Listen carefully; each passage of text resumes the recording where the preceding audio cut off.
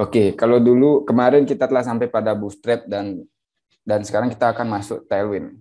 Bagi yang kemarin sudah mencoba Bootstrap, membuat template, ya nanti itu jadi pilihan di assignment hari ini.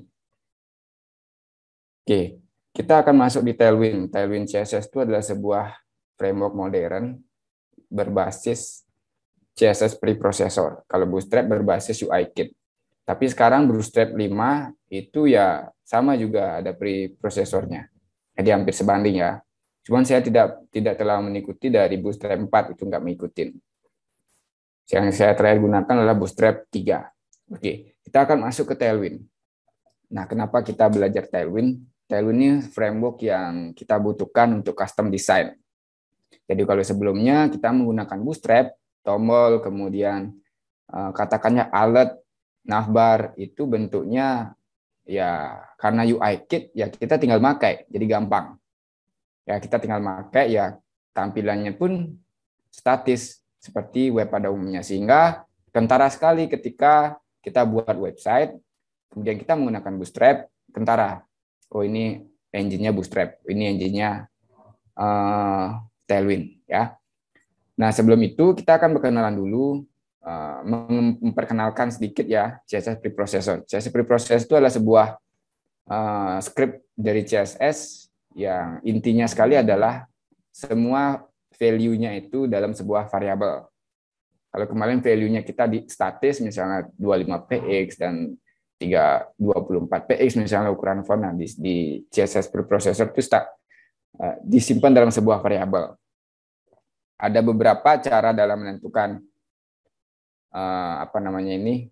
CSS preprocessor ini, ada metodenya less, SAS. Nah, SAS yang paling banyak digunakan. Mungkin nanti kita akan bertemu beberapa teknik dari pengambilan value dari CSS tersebut, misalnya dengan variabel, nesting, kemudian import, try mixing yang sering nanti kita gunakan. Lebih lanjut lagi, saya ambil referensi dari sini ya. Mungkin adik-adik bisa coba. Sebentar saya akan copy dulu dan saya akan share.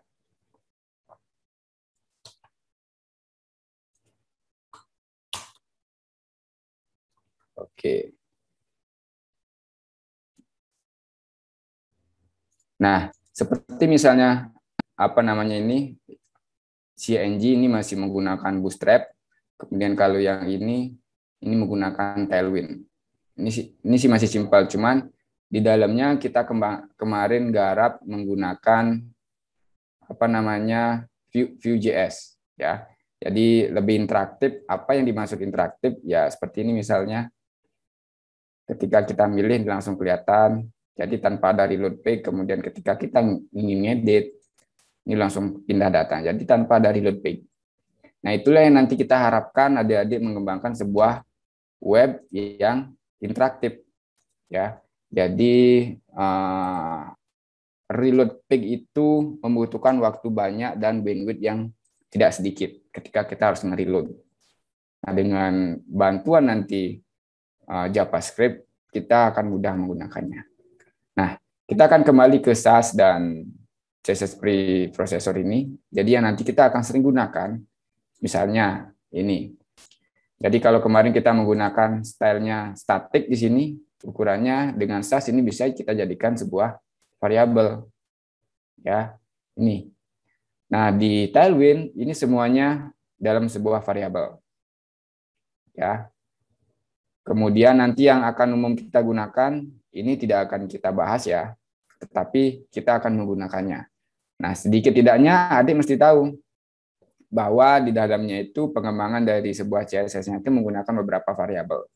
Jadi kalau kita ingin custom sekali, ingin biar fontnya itu ukurannya berbeda, ya kita mesti edit dari masing-masing variabel tersebut. Ya. Oke, seperti ini misalnya. Ya. Nah, untuk kita pertemuan kali ini, kita akan skip ini. Kita akan masuk ke pengembangan UI-nya langsung menggunakan si Tailwind tadi. Ya. Oke. Nah, kita akan lewatkan dulu Jadi sebelum ke Tailwind, nanti kita akan bahas Tailwind setelah ini berbarengan dengan JavaScript-nya. Ya, harapan saya adik-adik telah menggunakan Bootstrap, telah memahami Bootstrap karena konsepnya sama. Kita main grid nanti. Oke ya.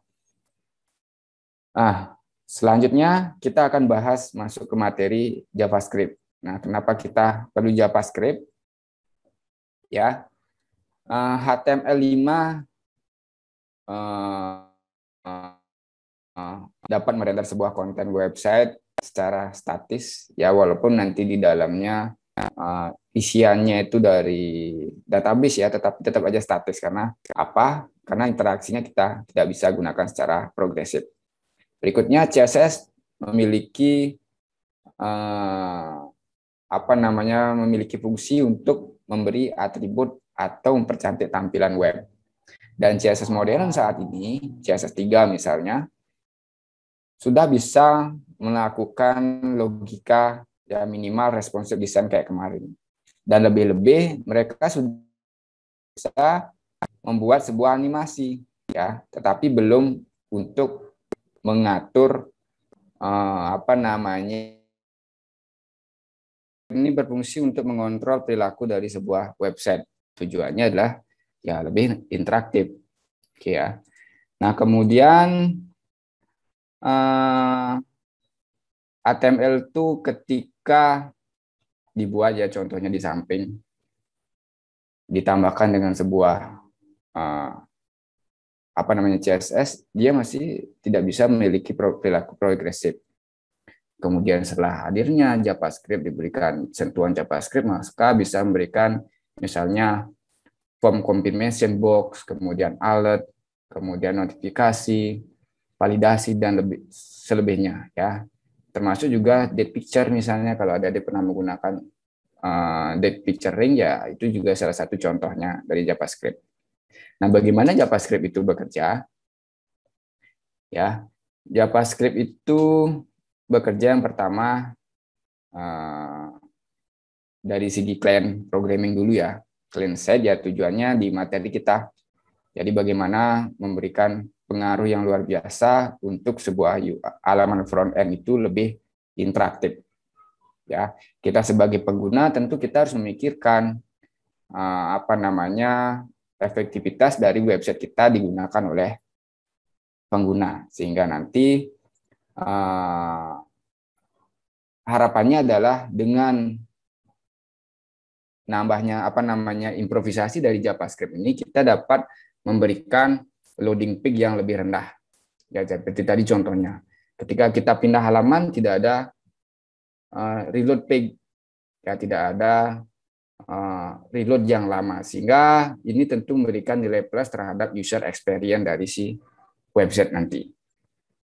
Oke, kemudian ketika misalnya kita telah terjun di dalam JavaScript, ini akan sangat kita gunakan di bahasa pemrograman lainnya, karena mereka dapat diintegrasi di semua bahasa pemrograman. Hampir semua framework pemrograman saat ini ya sedikit tidaknya ada asalnya dari JavaScript, ada menggunakan library JavaScript. Misalnya katakanlah kayak kemarin saya menggunakan Flutter dan React Native itu pure JavaScript isinya untuk mengembangkan aplikasi mobile. Kemudian Flutter yang bahasanya Dart, ternyata begitu saya upload di GitHub, ternyata dikenali juga bahwa library-nya beberapa dari JavaScript. Kemudian Python juga menggunakan library sedikit dari JavaScript. Ketika itu saya lihat ketika saya upload ke GitHub. Nah, rating ini juga saya peroleh dari GitHub. Jadi di GitHub ketika kita ngupload sesuatu, mereka sudah mengidentifikasi bahasa-bahasa pemrograman asal dari aplikasi kita.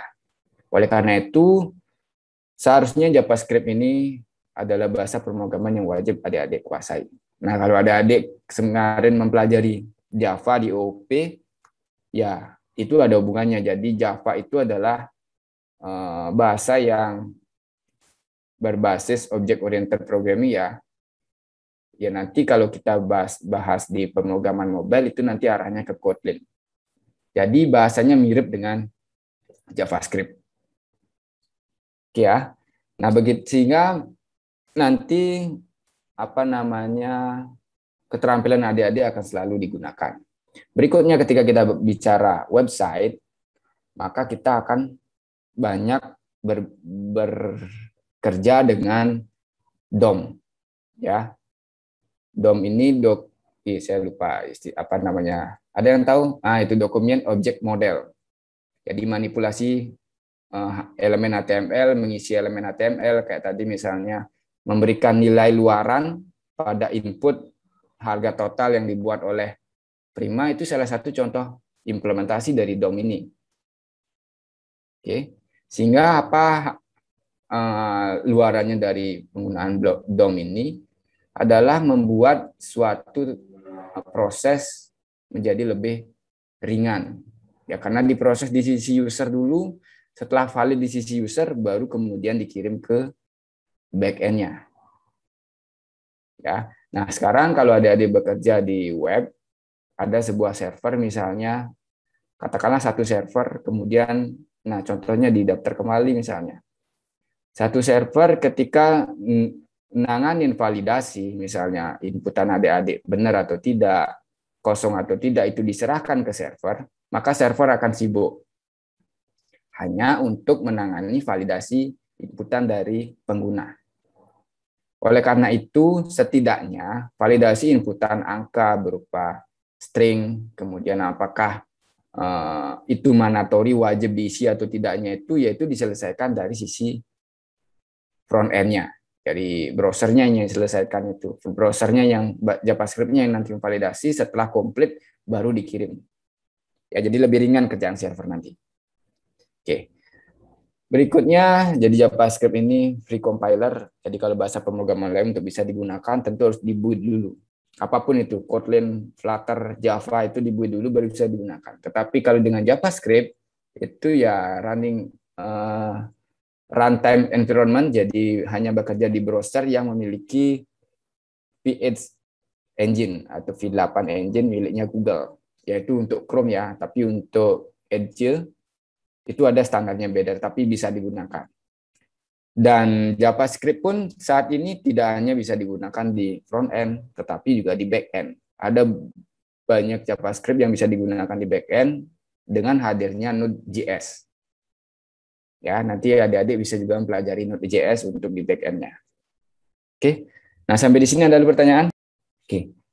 Namun sebelum itu, kita akan mencoba membuat template-nya dulu ya. Template Tailwind. Oke, sebelum kita masuk ke JavaScript-nya. Oke, nah kita bisa download si Tailwind dulu.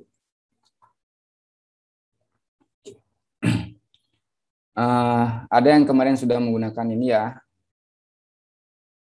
Sebaiknya kita gunakan npm, tapi sebelum kita masuk ke npm, sambil nunggu, kita masuk dulu ke CDN-nya.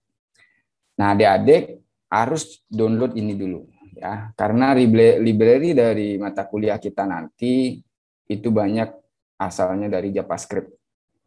Oleh karena itu, kita mesti siapkan environment-nya.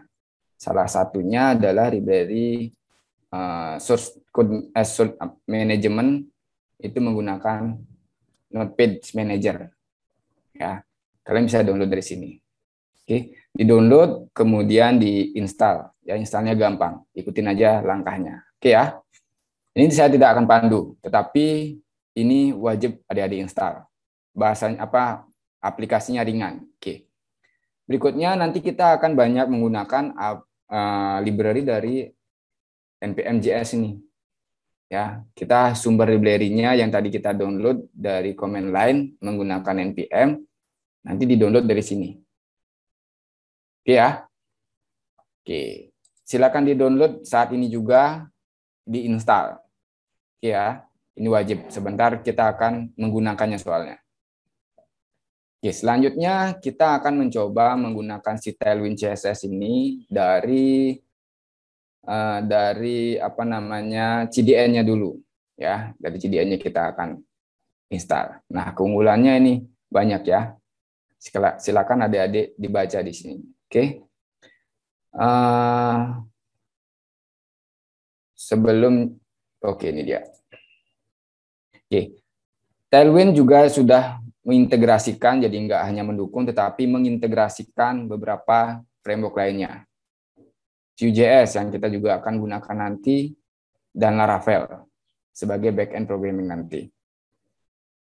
Ya. Oleh karena itu, sebaiknya gunakan Tailwind. Bootstrap bisa mendukung ini, bisa ya. Sekali lagi Bootstrap juga bisa, jadi nggak ada hubungan. Ini bukan sebuah paket yang harus diinstal Tailwind dengan Vue, Laravel dengan Tailwind nggak harus, tetapi ini hanya saran menggunakan Tailwind supaya lebih interaktif, ya, supaya bisa nge-custom design. Berikutnya, ketika kita sudah menginstal npm, jadi nanti bisa kita install dari sini, ya. Oke, kita skip aja dulu.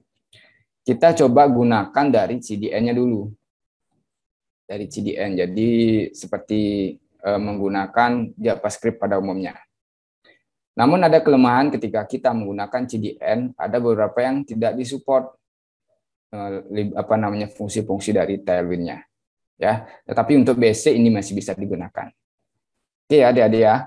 Nah, kita akan gunakan ini. Oke, kita akan gunakan ini. Saya sudah membuat sebuah indeks HTML, jadi masih kosong. Saya akan taruh di sini. Ya. Kemudian di dalam head ada title-nya aja ya. Nanti selengkapnya diisi ya. Belajar. Oke. Berikutnya di bawahnya saya akan berikan body. Ya. Saya akan mencoba dari si Tailwind-nya dulu ya. Kita akan mencoba belajar Tailwind komponen dulu. Saya akan mencoba memberikan materi sedikit tentang grid ya. Tentang grid yang nanti kita akan sering gunakan. Oke. Ya. Ketika kita mencoba sebuah Tailwind, maka kita masuk dulu ke layout. Jadi sebelum ada ini, kalau di atas ini variabel-variabelnya yang kita bisa custom. Ya, ini bisa custom nih. Nanti ini pelajari belakangan ya. Oke, berikutnya kita di layout dulu. Kita akan menata layout kita. Ya, nih saya sudah membuat sebuah indeks HTML ya. Saya akan copy dari sini aja dulu. Oke. Saya akan menggunakan live server untuk nge-run aplikasi ini.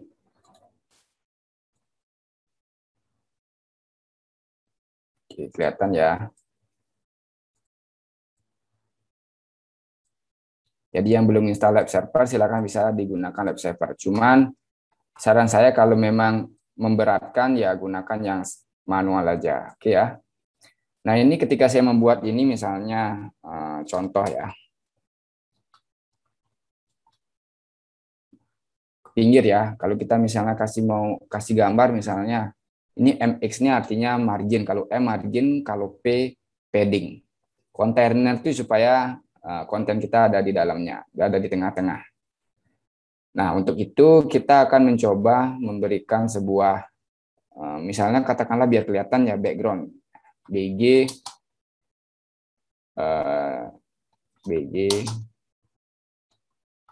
sebentar, ini kok nggak kelihatan.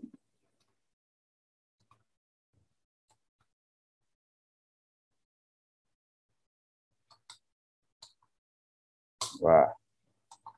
Nah, misalnya saya nggak hafal coding sehingga kalau macet seperti ini jadi susah.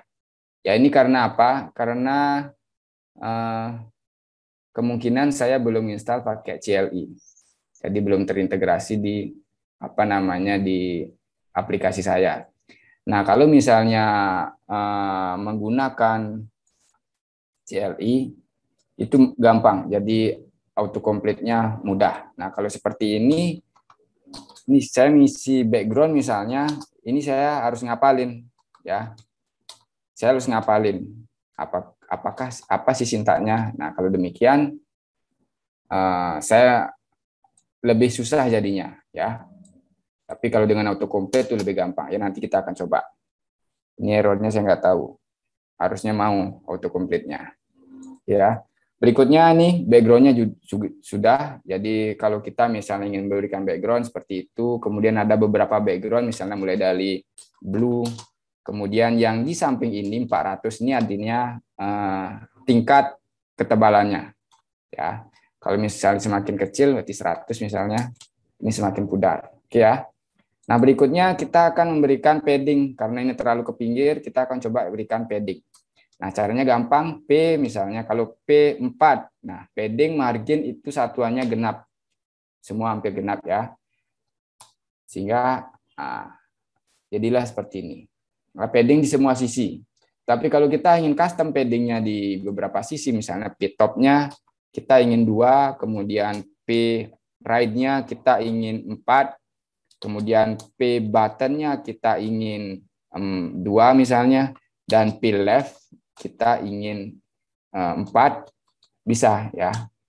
Jadi seperti ini, ada PR, P down. Jadi gampang kita ngatur marginnya.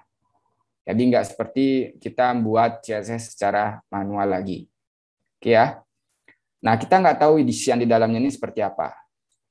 Settingan 4 ini berapa PX, 2 ini berapa PX, itu diatur dalam sebuah SAS-nya. Itu kalian ingin mencoba melihat di dalamannya, ya kalian bisa kunjungin ini. Klik aja ini nanti kelihatan di dalamnya settingannya ya.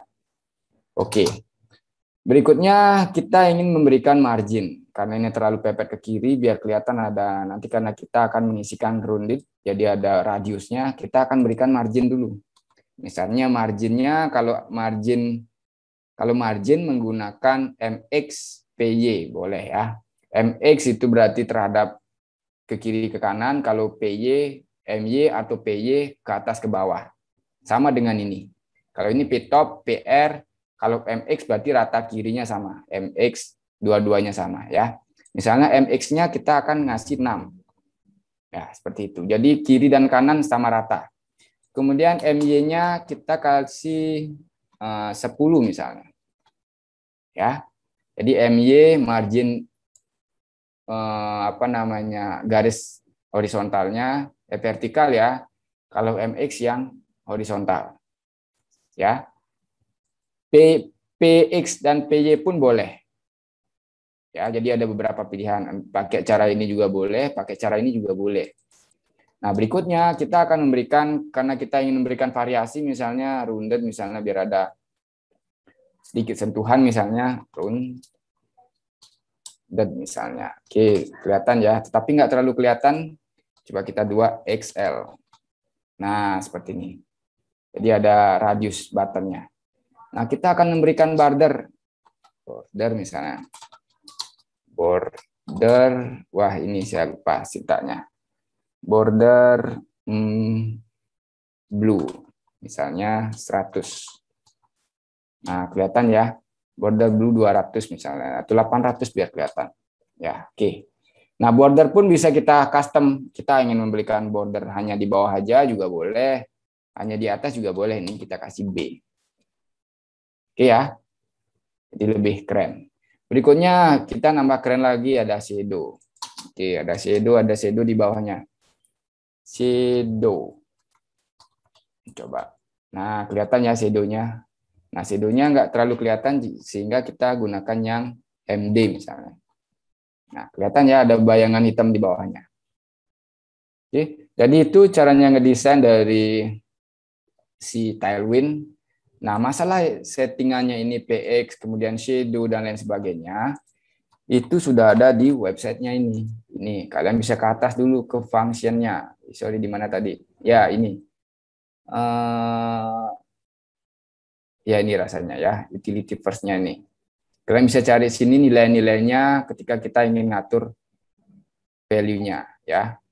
Oke, ini ada banyak ya, background, kemudian border. Ini banyak kalian bisa ikutin dari sini.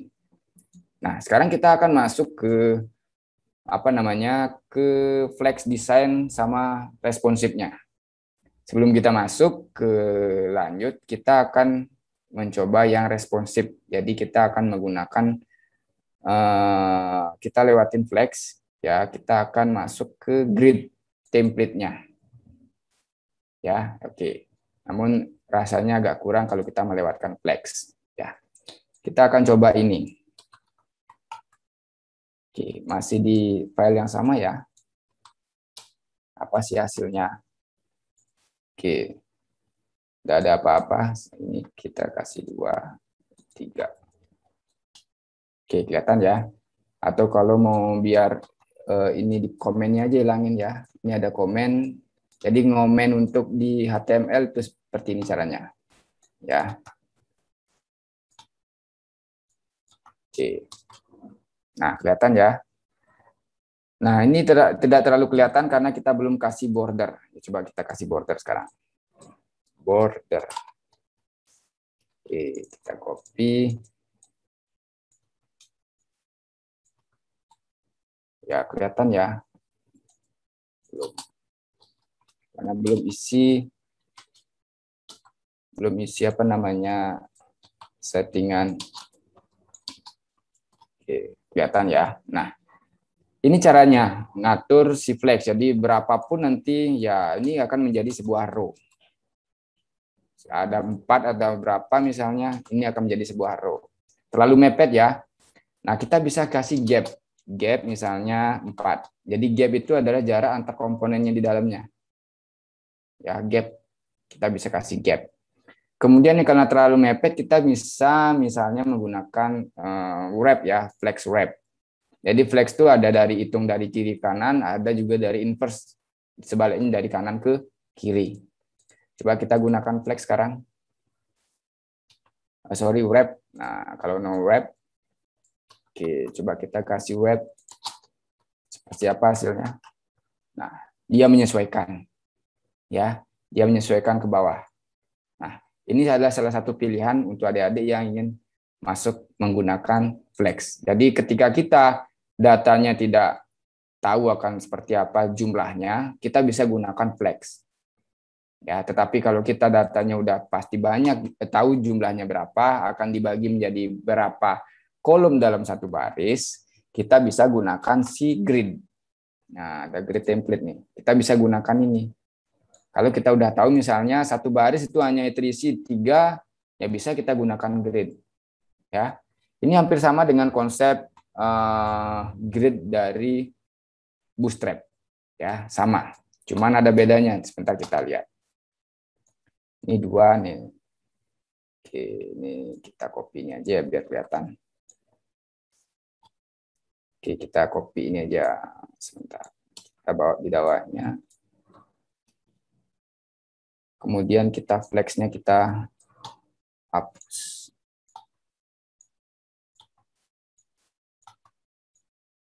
Nah, oke, kelihatan ya. Yang di bawahnya ya yang di bawahnya ini ya kita menggunakan grid, yang di atas kita menggunakan apa namanya flex. Oke, ini kita kasih kelas misalnya ya E48 biar ada jarak. Oke, kelihatan ya. Jadi ngatur hig pun gampang. Oke. Ya, ini asal kenapa kita menjadi 3? Asalnya dari mana, ada yang tahu? Oke, ini asalnya dari ini. Jadi kalau kita mengatur ini biar jadi 3, satu kolom ini, satu baris ini biar jadi 3 kolom, ya kita atur seperti ini. Kalau misalnya mau jadiin 2 baris, kita bisa. Oke, seperti ini. Kalau mau jadi 6 juga bisa. Ya gampang ya. Nah, berikutnya juga bisa kita atur misalnya ketika mobile, ketika XS misalnya, kita bisa atur jadi supaya jadi hanya 2 misalnya. Kalau seperti ini kan statis dia. Sorry. Kalau seperti ini, nah tetap dia ya. Kita ingin misalnya ketika SM dia jadi 8 jadi 2 misalnya, satu baris. Kita coba ya. Oke, XS rasanya. Oh, masih nggak mau. Oke. XS, MD, apa lagi ya? Ada yang bisa bantu? Ini saya nggak kelihatan. Ini kenapa nggak mau? Kalau yang di SM, flag, LG, MD, Pak. nah benar kan seperti ini ya? SM yang paling kecil itu nggak perlu diisi. Oke, yang paling kecil nggak perlu diisi. Berarti ini Terus, settingannya ya. Berarti defaultnya ya, adalah ini. Baru ini kita setting ya. Seperti itu ya. iya, Kalau Pak. untuk Iya, ya, Pak. oke. Ya benar. Jadi yang paling kecil tidak perlu diisi. Jadi kebalik ya. Kalau di Bootstrap kita bisa isi dua-duanya. Oke ya. Jadi kalau misalnya yang paling kecil, misalnya kita ingin satu baris itu hanya satu, ya kita gunakan seperti ini. Oke. Oke, saya rasa cukup. Selebihnya nanti adik-adik improve sendiri. Ya. Kalau misalnya di MD kita ingin jadi biar 4, ya bisa. Ya. Oke. Nah, berikutnya ada dulu pertanyaan. Cukup ya. Nah, kita akan membuat form di sini untuk mempelajari si Vue.js. Ya, kita buat tata letaknya dulu ya. Saya nanti akan ada 2 kolom. Dalam satu baris ada kolom untuk inputan, ada untuk data di sampingnya. Oke. Terima kasih tadi Prima ya, sudah bantu saya. Oke. Kita akan gunakan grid ya. Jadi saya nggak hafal coding terus terang. Saya nggak hafal coding. Saya selalu nyomot-nyomot kalau terutama di desain di CSS saya selalu nyomot ya. Oke, kita akan buat grid-nya dulu. Grid-nya kita isi satu aja untuk kecil, ini 2. Oke. Jadi settingannya nanti seperti ini. Ini selalu ingat ya. Kalau ini kan secara umum seperti ini. Ini secara umum dipukul rata seperti ini untuk semua device. Tetapi kalau kita ingin biar device-nya lebih besar itu berbeda ukuran, ya kita bisa berikan ukuran ya bahwa settingannya ini untuk middle, untuk LG apa untuk apa. Kalau untuk yang terkecil itu default-nya sudah terbaca ya. Jadi orientasinya dia dari yang paling kecil dulu. Oke. Jadi kalau di Bootstrap 3 orientasinya dari device yang paling besar. Ya. Oke, kita akan membuat sebuah kolom di sini. Ada div. Oke, ini untuk inputan ya. Inputannya saya akan isi border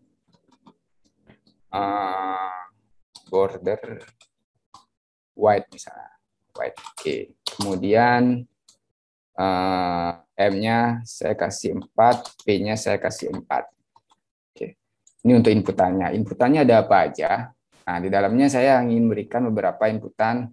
Misalnya, semoga cukup waktunya. Oke, saya rasa. Oke, coba kita pakai studi kasus yang tadi ya.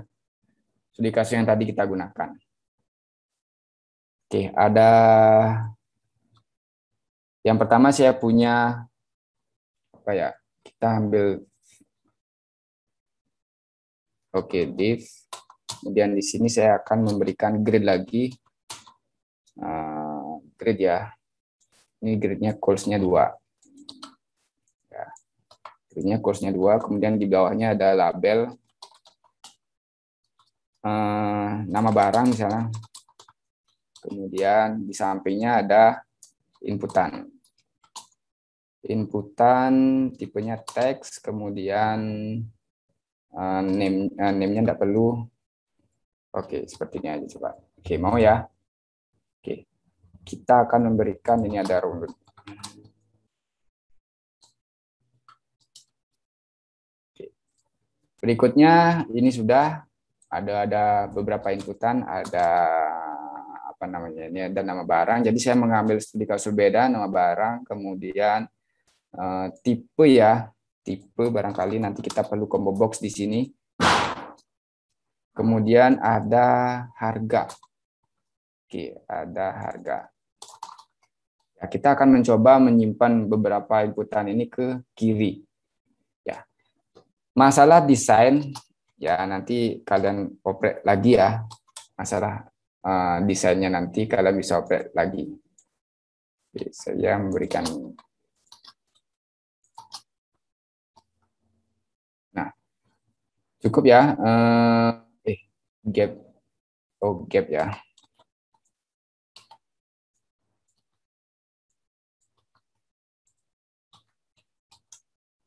Oh, nggak mau juga.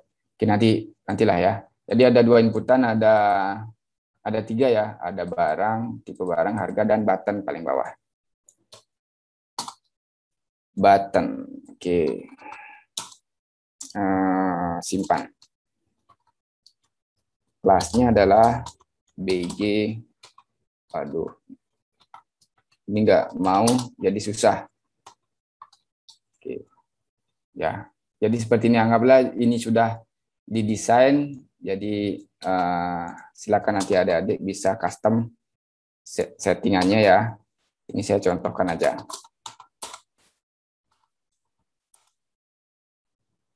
Oke.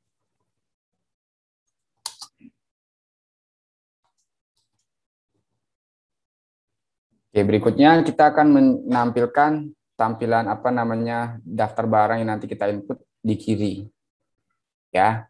Nah, sebelum kita masuk, kita akan mencoba menggunakan si Vue.js ya.